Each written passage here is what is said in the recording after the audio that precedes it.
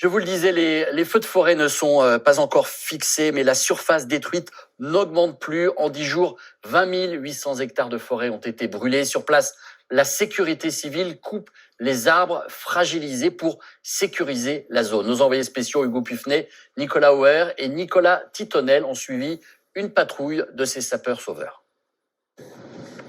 Ce sont les zones inextricables de la forêt brûlée.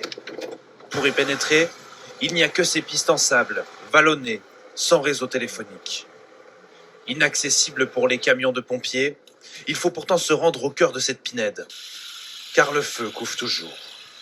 C'est la mission des sapeurs-sauveteurs de la sécurité civile, des militaires en première ligne, aux côtés des pompiers. On va dans les zones brûlées pour justement sécuriser les axes, pour qu'ensuite vos camarades de sapeurs-pompiers puissent accéder et noyer, et traiter et surveiller la zone. Nous rejoignons une autre équipe. Ici, plusieurs troncs fument et brûlent toujours. Le feu pourrait reprendre à tout instant.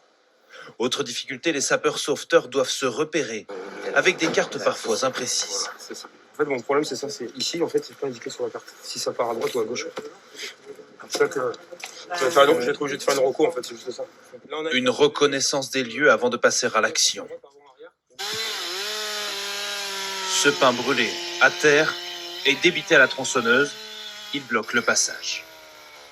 L'hiver, de toute façon, qu'il y a un camion qui se passait derrière, pouvoir atteindre un point inaccessible. Hier, on a fait une piste, on a fait 2,3 km, on a traité comme ça. En une seule journée. En une journée, avec l'équipe qui est derrière. Dégager les chemins, mais aussi les sécuriser. La forêt brûlée, même éteinte, reste dangereuse. Ce que les sapeurs-sauveteurs de la sécurité civile regardent aussi très attentivement, ce sont ces pins brûlés au bord des chemins de forêt. Ces pins pourraient s'effondrer, s'affaisser à tout moment. Ils vont donc les faire tomber volontairement afin qu'ils n'entravent pas le travail des pompiers. Un phénomène que nous avions constaté il y a quelques jours.